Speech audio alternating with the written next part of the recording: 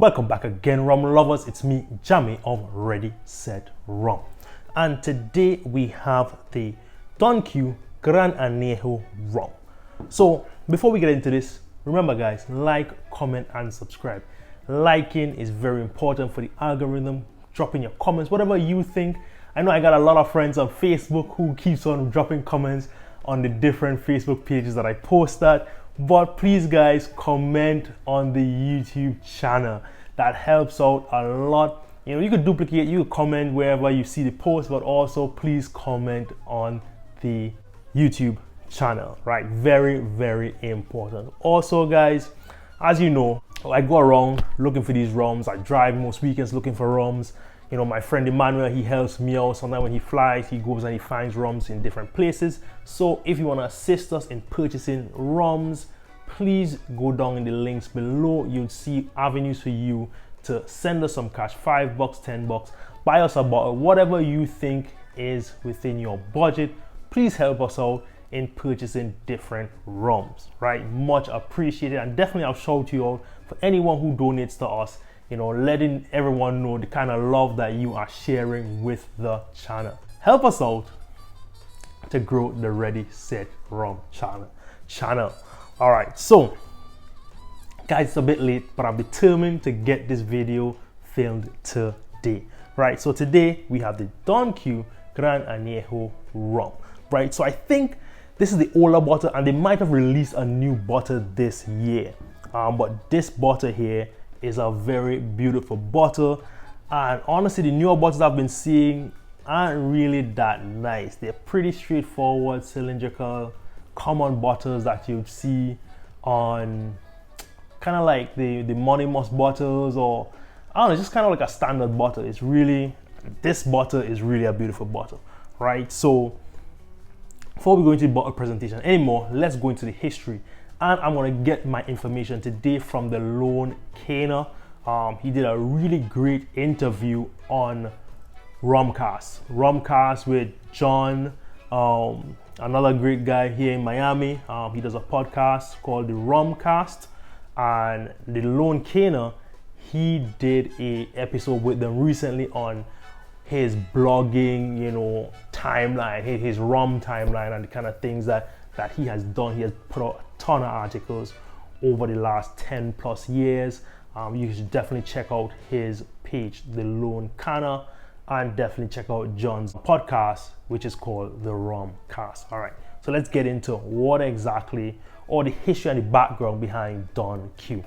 All right, so Q, Puerto Rican rum, right? And Q basically started with a family, the Serrallés family, who came to Puerto Rico in 1820.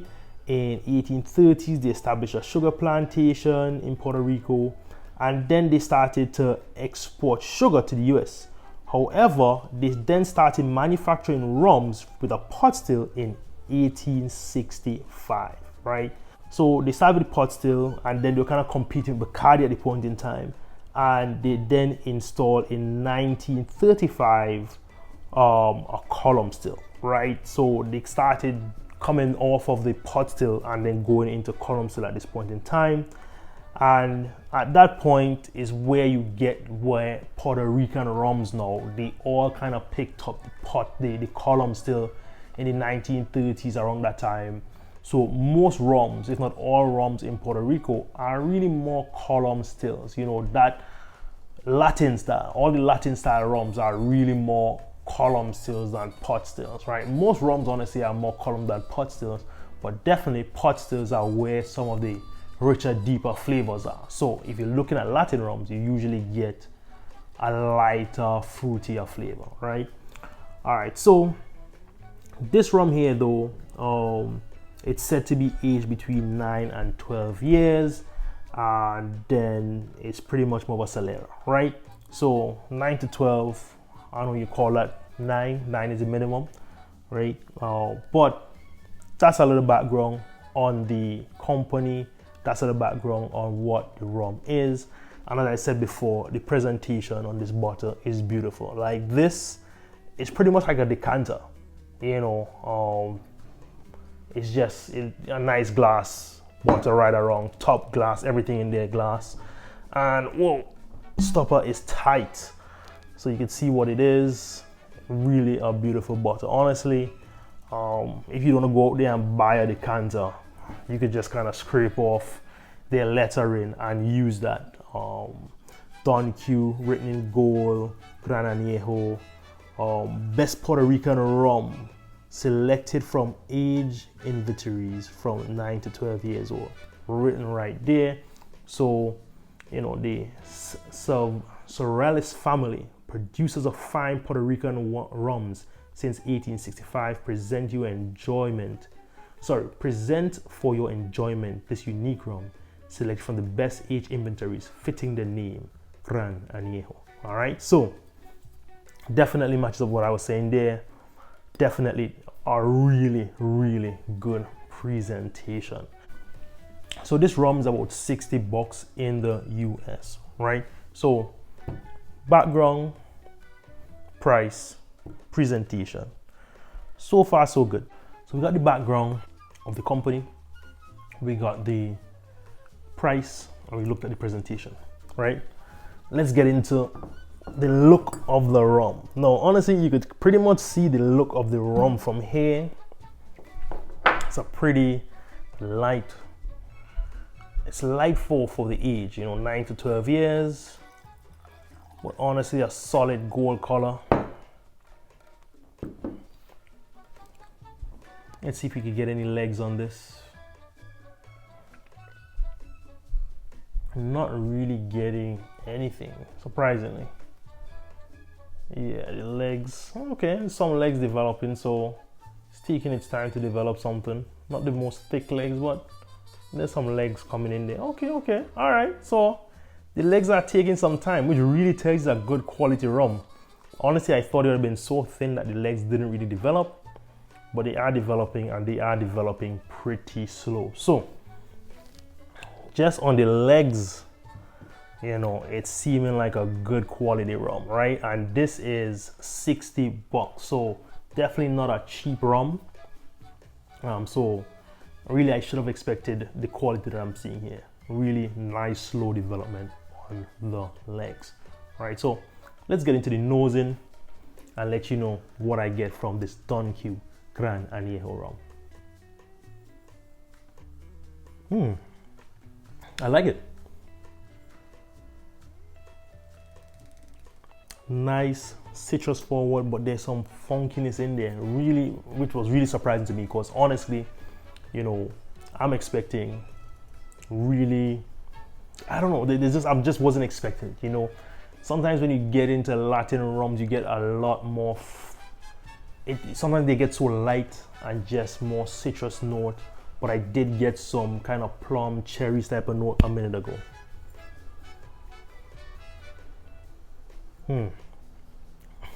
Funny enough, it reminded me a bit of the competitor Bacardi 10 on the nose.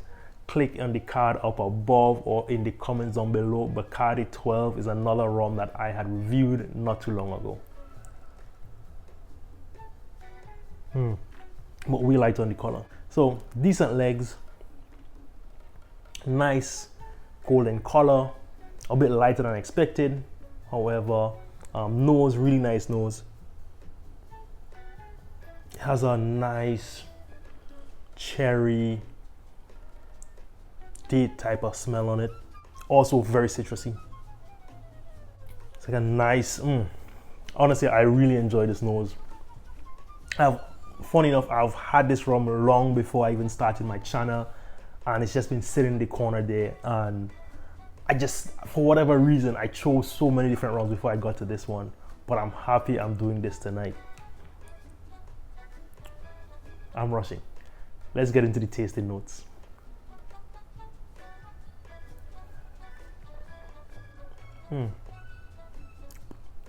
Okay, a bit dry, not too dry, a little warming on my chest, honestly. Pretty warming on the chest right now. But from the nose, similar flavors showed up on my palate. A little bit woody, but definitely those prunes, that citrus, that cherry, more cherry date, and some woodiness, and the heat on my chest. Let me try again.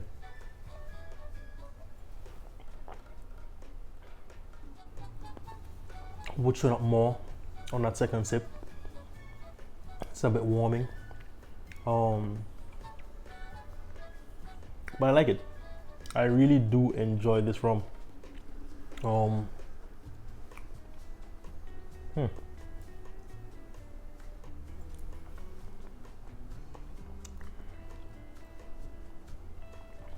The more I sip, the more those woody notes, oaky notes, more leathery notes kind of come in more and more. Let me pour some more for myself, and then I'll go into the expert, because since I'm already on the Lone Canner site, I will then get my expert opinions from his site as well. This is the end of this bottle tonight. Whatever is left, I'm probably going to add to my infinity bottle to the back.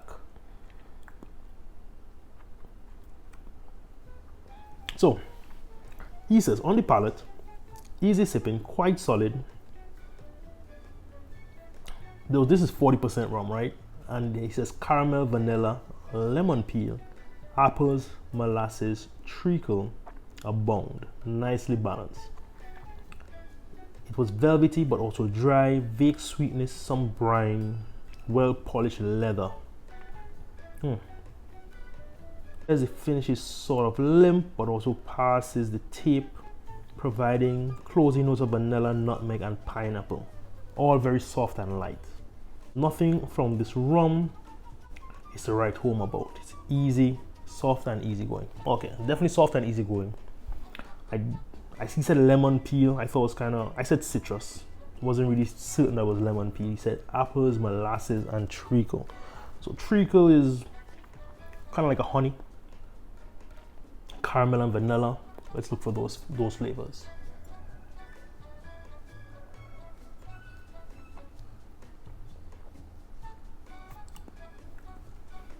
I'm not sure if I'm getting any of these flavors.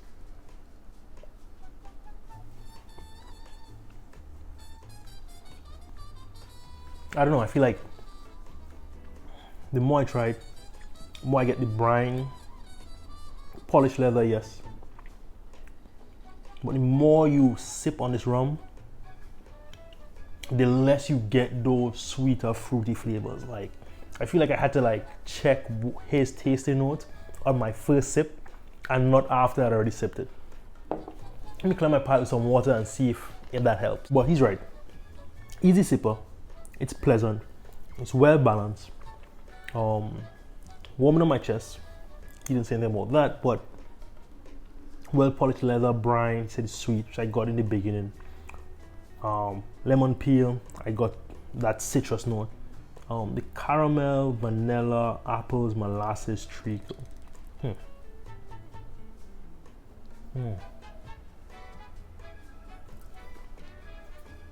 Must buy at 60 bucks. I'm not too sure. It is a good rum, you know, and there's nothing to complain about, but there's nothing really standing out there. So, do you want to spend 60 bucks on a rum that isn't a standout? It's a bit of a toss up for me, you know. I definitely enjoyed it. Having a bottle. I buy so many bottles, I really have to like gauge if I really need a bottle like this, right? I like bottles for their uniqueness, and honestly, a lot of Latin rums aren't very unique to me. So it's kind of tough sometimes when you go up in the prices. When I go up in price range, I really want to get a stand out. And this is a solid rum, 40%, clean, nice, great flavors, nothing to complain about, nothing to hate on, enjoyable, but 60 bucks, you know. I could get the Bacardi 10 for 40 bucks. I could get so many other rums for, you know, below that $60 range for a 9 to 12 year old rum. you know, so that's just how I feel about it. It's kind of on the fence for me on the must buy, you know. I definitely enjoyed it. So for the casual buyer, all right, for the casual buyer, I'll give it a must buy. You know, you're gonna enjoy it, especially if you like Latin rums. You're gonna enjoy this. If you like the Santa Teresa, I enjoy this more than the Santa Teresa for sure. Zacapa to me has a bit more flavor, but also has a lot more sugar. This has no sugar added. It's another plus about this rum. So definitely for the unsweetened rum lovers, I'll pick up this one. No sugar added, column still 40%, nice golden color. 9 to 12 years blending, and definitely the presentation is amazing. The newer bottles, I don't know what I'm seeing online, it seems as if they changed or something. I hope they didn't change the bottle, because this bottle here really makes it worth the $60, because this is a show piece, right? Like the other bottles they have in their line is pretty much a thin cylindrical bottle. Like it doesn't do it justice. But for this presentation, $60, like someone would think this thing is $100 bottle, right? Like just the glass, the stopper, everything on it. Like people would think you spend $100, $200 on this bottle, because it is a really nice bottle. So for that, I would say it's a must buy. All right. So it won me over. $60 for this bottle presentation with this quality of rum. I would pay the $60 and I'll get it, right? Must have, definitely not. Just not unique enough for me to say it's a must have at all. But solid rum, great flavors, very light, well balanced. This is like, this is the thing. This is a well balanced rum. No one could tell. I don't think anyone would disagree with me of it being well balanced. Even the lone caner, he also said it was well balanced. He's a very experienced reviewer, has reviewed tons of rums. Great guy. I messaged with him a couple times online as well. Really a nice guy. And also don't forget to check out the Rumcast. He did a great episode on the Rumcast, man. So that is my review of the Don Q. I would say a must buy. You know, you need to drink and enjoy this throughout. But definitely, you're really buying it for this amazing decanter, basically. Honestly, I got a decanter in the back already, but this just might be my second one. It is amazing. All right, guys. Ready, set, rum. Taking you around the world, one rum at a time. Cheers.